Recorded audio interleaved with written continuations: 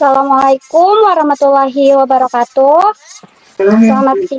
Selamat siang kepada yang terhormat Ibu Sumiati SPD selaku Kepala Sekolah dari MI Serojo Huda dan juga kepada Ibu Guru yang telah menyempati hadir di ruang Google Meet pada kesempatan hari ini. Sebelumnya, perkenalkan saya Davina Silva Susani selaku perwakilan dari kelompok 3 dari Universitas Muhammadiyah Profesor Dr. Hamka. Izin ya Bu untuk melakukan dan mengambil data observasi mengenai administrasi dan supervisi akademik untuk memenuhi tugas ujian akhir semester kami. Di sini kami akan memberikan beberapa pertanyaan terkait supervisi pembelajaran guru. Untuk itu, pertanyaan pertama akan diberikan kepada Ibu Sumiati, setelah itu kepada Pak Makmur dan Ibu Mamai. Untuk pertanyaan akan dijawab secara bergantian. Kami harap wawancara ini terlaksana dengan baik dan tanpa ada gangguan sedikit pun. Baik, kepada yang pertama, saya ingin izin untuk Ibu Sumiati, saya izin bertanya. Untuk pertanyaan pertama, bagaimana perencanaan supervisi dilakukan di awal tahun ajaran dan siapa saja yang terlibat dalam penyusunannya? Assalamualaikum warahmatullahi wabarakatuh. Terima kasih atas pertanyaannya. Bagaimana perencanaan supervisi di awal tahun ajaran? Ya, pelaksanaan perencanaan supervisi di tahun ajaran dilakukan oleh kepala sekolah beserta dengan dewan guru, ya, bersama dengan dewan guru atau tim supervisi, ya, untuk menetapkan tujuan supervisi yang spesifik dan terukur. Yang pertama itu ada analisis kebutuhan supervisi, ya, kemudian mencakup di dalamnya ada observasi kelas, kemudian wawancara dan analisis dokumen untuk memeriksa perangkat pembelajaran seperti modul ajar, RPP, dan bahan ajar. Kemudian selanjutnya penyusunan perangkat pembelajaran, kemudian koordinasi, lalu evaluasi, ya. Jadi untuk perencanaan supervisi di awal tahun ajaran dilakukan oleh kepala sekolah bersama tim supervisi yaitu bersama dewan guru. Baik, demikian jawaban dari saya. Baik Ibu, terima kasih untuk jawaban yang pertama. Untuk jawaban yang kedua, apakah ada analisis kebutuhan guru sebelum menentukan fokus supervisi? Jika iya, bagaimana untuk prosesnya? Ya, untuk analisis kebutuhan guru sebelum melakukan fokus pada supervisi, ya penting ya untuk memastikan supervisi yang efektif dan relevan. Ya, langkah-langkahnya sebagai berikut. Yang pertama adalah identifikasi kebutuhan guru. Kemudian yang kedua, sasaran tujuan supervisi.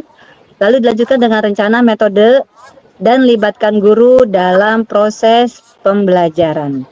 Baik, demikian. Baik, terima kasih Ibu. Untuk pertanyaan yang ketiga, sejauh mana administrasi kepegawaian guru menjadi pertimbangan dalam perencanaan supervisi? Baik, untuk administrasi kepegawaian guru seperti data diri, riwayat pekerjaan, dan penilaian kinerja itu menjadi penting ya dalam supervisi pendidikan, ya, untuk meningkatkan kualitas dalam supervisi pendidikan itu sendiri. Baik, demikian. Baik, untuk pertanyaan yang keempat, bagaimana Anda mengidentifikasi kendala atau tantangan pembelajaran sebelum supervisi itu dilakukan? Ya, menghadapi kendala yang pertama itu dengan melakukan observasi, kemudian evaluasi dan kinerja guru, ya. Jadi kita berkomunikasi dengan siswa salah satunya, kemudian menganalisis di masing-masing kelas dan melibatkan kolaborasi antara guru dan siswa.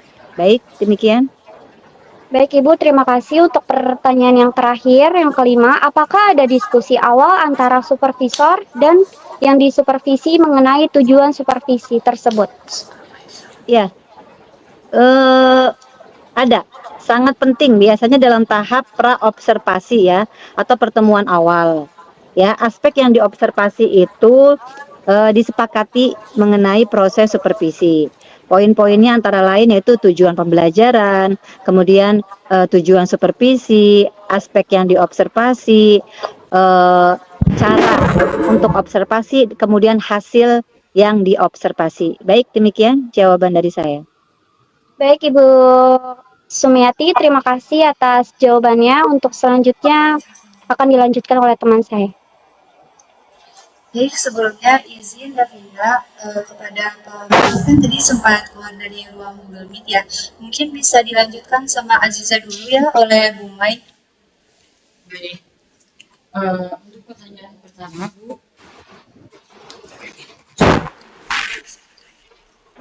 saya izin bertanya.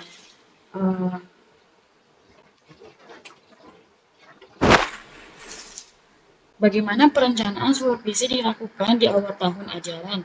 Siapa saja yang terlibat dalam penyusunannya?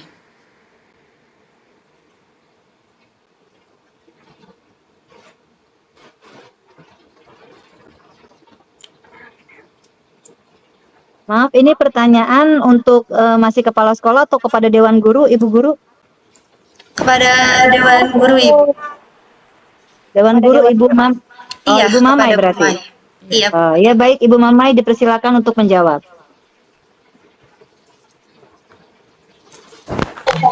Supervisi ini adalah akan mengatasi hal-hal yang kita anggap sebagai sebuah permasalahan. Lalu kita kemukakan pada kepala sekolah untuk didata, dianalisis, dan itu yang akan yang akan disupervisi sehingga ada perbaikan ke depannya. Begitu biasanya ada. Baik, Bu, terima kasih. Untuk pertanyaan selanjutnya, sejauh mana administrasi kepegawaian guru menjadi pertimbangan dalam perencanaan supervisi? Ya, itu tentu saja itu sangat diperlukan ya. Jadi itu sangat dipersiapkan gitu ya. Jadi dokumen-dokumen atau pelaksanaan ini memang betul-betul harus dipersiapkan dengan matang karena kita punya tujuan yang harus dicapai di setiap pembelajaran di kurun waktu tertentu mau tri bulan atau semester kita persiapkan dengan matang. Baik, pertanyaan selanjutnya, bagaimana Anda mengidentifikasi kendala atau tantangan pembelajaran sebelum supervisi dilakukan? Ya biasanya dengan mengecek data ya, data kemajuan belajar siswa ya, atau mengecek perangkat pembelajaran saya pribadi sebagai guru yang tidak berjalan sesuai dengan rencana, meskipun sudah direncanakan gitu. Jadi ketika kendala-kendala itu tidak berhasil saya atasi, maka itu yang akan disupervisi untuk kemudian dicari jalan keluarnya gitu, agar ada evaluasi lebih lanjut untuk mengatasi masalah yang saya temui atau yang saya kemukakan dari pihak sekolah, khususnya kepala sekolah begitu. Baik. Pertanyaan selanjutnya, apakah ada diskusi awal antara supervisor dan yang disupervisi mengenai tujuan supervisi? Iya jelas, karena biasanya kami itu tadi kembali kepada persiapan perangkat pembelajaran sekaligus permasalahan juga kan saya harus kondisikan, harus saya susun ulang karena guru biasanya punya rencana atau punya catatan yang membuat pembelajaran tidak berlangsung itu apa. Nah itu juga harus dikemukakan. Jadi tentu saja ada diskusi atau ada informasi, ada koordinasi dari kepala sekolah kepada guru atau guru kepada kepala sekolah agar supervisi ini bermanfaat ke depannya sehingga tujuan-tujuan pembelajaran semuanya tercapai. Baik, Ibu. Terima kasih untuk jawabannya kepada Bu Mai. Mungkin untuk jawabannya sudah sangat cukup jelas ya Bu untuk kegiatan dari supervisi pendidikannya. Untuk yang selanjutnya, apakah Pak Makmur sudah ada di ruangan Google Meet? Untuk bisa dilanjutkan Ibu. Saya kira Pak Makmur lagi di jalan ya, boleh ditanyakan ke saya kalau tidak keberatan. Karena iya, ini masih Ibu. dalam supervisi ya, saya kira saya juga sama dengan Pak Makmur, cuman kendalanya beliau lagi di perjalanan pulang sepertinya, pulang dari kampus begitu. Iya Ibu, tidak apa-apa. Sebentar ya Bu. Baik. Yang bener ih. Ini. Dah. Tadi yang pasca ini belum ya? Yang pernah dilaksanakan. Jadi ini aja. Bentar. Yang kedua. Ya, nanya lah. Baik Ibu, di sini sebelumnya saya izin untuk melanjutkan pertanyaan mengenai pasca supervisi ya Bu. Apakah suara saya terjelas? Sudah jelas, Neng. Oke, baik. Untuk pertanyaan yang pertama, apakah hasil supervisi didiskusikan bersama untuk merumuskan tindak lanjut perbaikan dalam pembelajaran di Sekolah MIC Rojul Huda, Ibu? Iya, betul, Neng. Dilaksanakan. Maaf, saya rada nggak ini berisik banget di sini. Iya, Ibu, Kenapa, tidak Neng, apa-apa. diulang, Neng, Mam? Apakah hasil supervisi didiskusikan bersama untuk meneruskan tindak lanjut dalam perbaikan selama proses pembelajaran? Iya, betul, didiskusikan hasilnya gitu ya.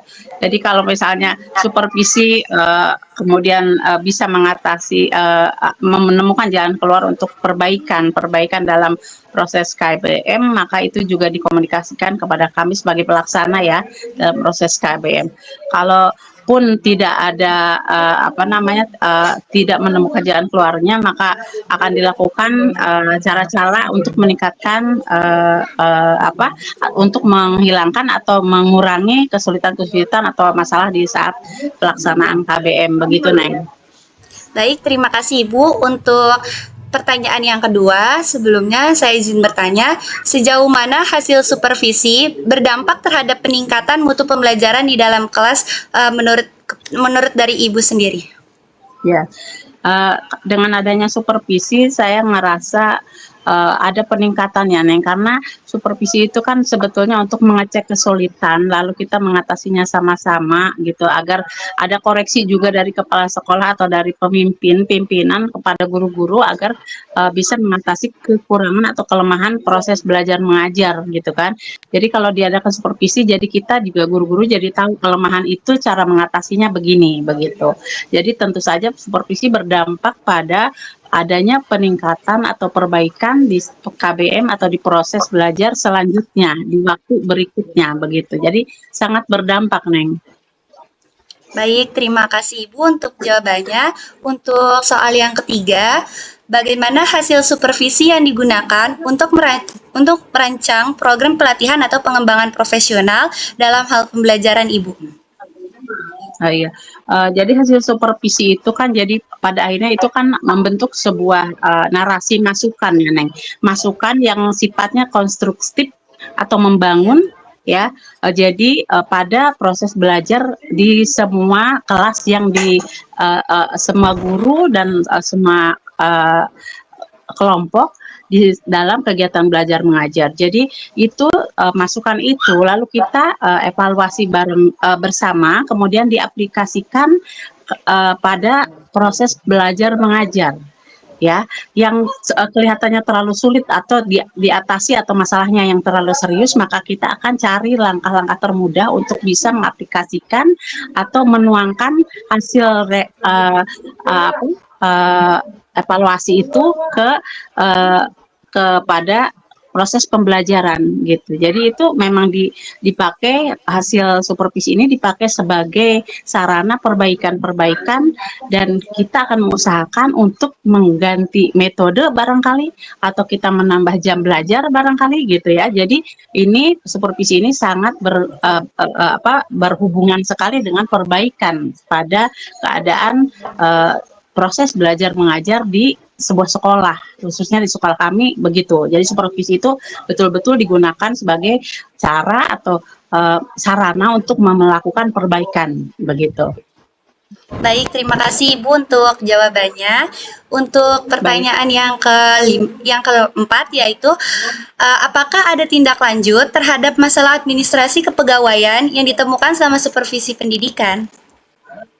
Iya, tentu saja ada, karena dengan adanya supervisi maka kita menemukan masalah itu tadi, lalu kita juga menemukan jalan keluar, lalu kita juga punya rencana untuk dijalankan setelah diadakan supervisi, dan ada perubahan tentu saja pada perangkat pembelajaran atau apapun itu yang bersifat sebagai aspek-aspek penunjang proses belajar gitu ya. Jadi itu ada sekali, Neng, begitu. Itu aja saya kira. Jadi ada Baik, perubahan, Ibu. ada perbaikan di dalam perangkat pembelajaran atau proses pembelajaran dilaksanakan. Baik Ibu, terima kasih untuk jawabannya. Untuk soal yang terakhir, apakah ada tindak lanjut terhadap masalah administrasi kepegawaian yang ditemukan sama supervisi, dan bagaimana keberhasilan supervisi diukur dengan melalui evaluasi di sekolah MI Sirojul Huda, Ibu? Ada ini pertanyaannya terlalu berlayer-layer ya, Neng. Terlalu berlapis. Coba di awal dulu, supervisi apa tadi? Apakah Mohon maaf. apakah ada tindak lanjut terhadap masalah administrasi Oh, di iya. sekolah? Iya. Lalu Itu bagaimana dulu. keberhasilan? Izin saya menjawab dulu yang pertanyaan pertama ya. Ada Iya, tindak Ibu, lanjut boleh. atau tidak? Saya rasa ada tindak lanjut karena ada perubahan struktur perangkat pembelajaran. Kita akan tambahkan beberapa materi atau teori yang bisa memperbaiki atau mengurangi masalah yang timbul akibat atau dampak dari adanya supervisi, Neng. Gitu. Jadi ada perubahan gitu, ada perubahan struktur perangkat pembelajaran, ada perubahan model pembelajaran begitu ya, Neng ya. Jadi itu Iya, Bu. ada gitu. Berikutnya, maaf, pertanyaan berikutnya selanjutnya. Untuk pertanyaan berikutnya, bagaimana menurut dari pandangan Ibu mengenai keberhasilan supervisi yang telah diukur dan dievaluasi dalam pembelajaran? Iya, pandangan saya tentang supervisi ya. Iya, Bu. Pandangan saya baik dilakukan secara berkala, baik per 3 bulan ya sebagai bahan evaluasi guru pada proses pembelajaran atau per semester gitu. Meskipun sebetulnya kalau kita tidak sibuk ya, Neng, guru-guru di sekolah boleh kan tanya sama ibu kepala sekolah, banyak sekali pekerjaan sebetulnya bisa dilakukan per bulan, tetapi khusus untuk supervisi guru-guru saya kira cukup per 3 bulan begitu. Itu ya 3 bulan dilakukan gitu, Neng, gitu. Jadi itu memang harus dilakukan dan itu bagus sebagai sarana kita saling mengoreksi kekurangan dalam proses belajar mengajar, juga sebagai perbaikan kita dalam cara mengajar gitu, Neng, gitu. Baik, sebelumnya terima kasih kepada Ibu Mamai yang telah memberikan jawaban mengenai administrasi dan supervisi pendidikan. Mungkin Ibu barangkali kita bisa berfoto selfie dulu ya Bu untuk sebagai dokumentasinya. Baik. Mohon bersiap. Bersiap dulu.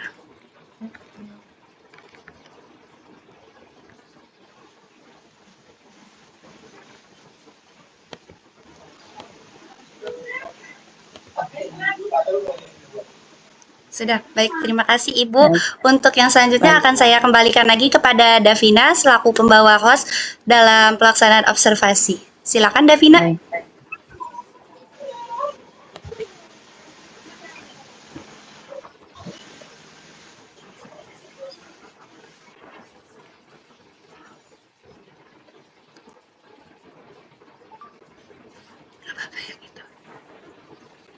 Baik, terima kasih kepada Ibu Sumiati selaku Kepala Sekolah MI Sirojul Huda dan kepada Ibu Guru selaku guru di MI Sirojul Huda.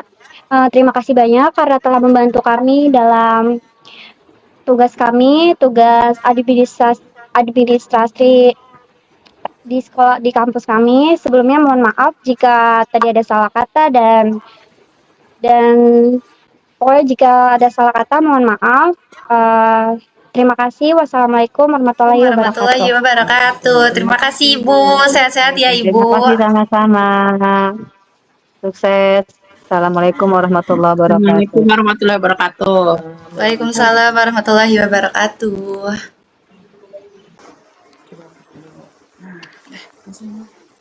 Sudah. Silakan Davina, mungkin bisa langsung dimulai aja.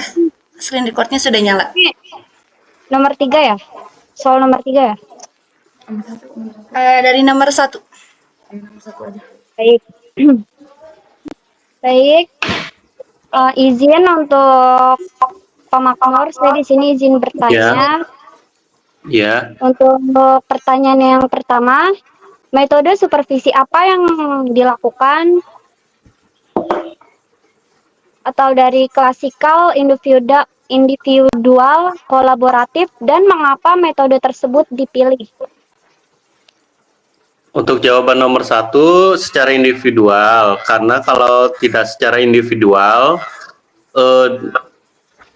dari kepala sekolah atau madrasah, kepala madrasah itu tidak akan bisa menyeleksi satu-satu atau tidak bisa secara menyeluruh.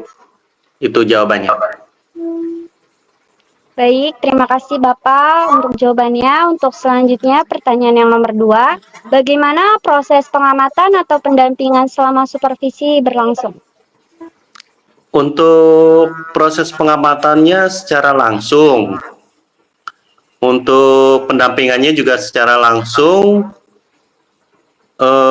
Jadi bisa langsung dapat nilainya juga, nilai supervisinya. Itu jawabannya. Ya. Baik, terima kasih. Untuk selanjutnya soal yang nomor 3. Apakah dalam supervisi terdapat upaya untuk menggali permasalahan mendalam terkait motivasi guru atau manajemen di dalam kelas? Untuk jawaban nomor 3 itu supervisi terdapat upaya untuk menggali permasalahan. Ada. Pasti di setiap supervisi itu mendapatkan permasalahan di setiap kelasnya masing-masing. Untuk terkait motivasi guru pasti ada dari kepala sekolah atau madrasah. Untuk memberi motivasi gurunya, itu aja sih. Baik, untuk selanjutnya pertanyaan untuk yang nomor 4, apakah pelaksanaan supervisi berjalan sesuai jadwal dan prosedur yang telah direncanakan? Untuk jawaban nomor 4, pelaksanaan supervisi sesuai jadwal dan prosedurnya disesuaikan dengan kelasnya masing-masing atau gurunya masing.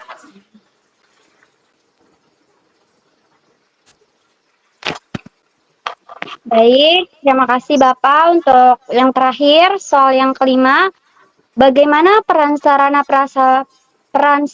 prasarana dalam mendukung keberhasilan supervisi di kelas? Kalau untuk jawaban nomor 5, menurut Bapak, untuk sarananya mendukung, prasarananya yang kurang. Itu aja sih. Untuk peran sarana prasarananya di kelas. Itu aja sih untuk jawabannya. Baik, terima kasih. Terima kasih Bapak karena telah menjawab pertanyaan yang telah dikasih. Untuk selanjutnya saya serahkan kepada Putri. Baik Bapak, sebelumnya terima kasih karena telah menyempatkan waktu untuk melakukan observasi bersama kami. Kami selaku perwakilan dari mahasiswa Universitas Muhammadiyah Profesor Dr. Hamka ingin mengucapkan mohon maaf bila ada kesalahan kata dalam pelaksanaan observasi. Semoga Bapak sehat selalu. Kami selaku dari mahasiswa Universitas Muhammadiyah Profesor Dr. Hamka izin pamit untuk. Ya. Saya juga mengucapkan terima kasih banyak atas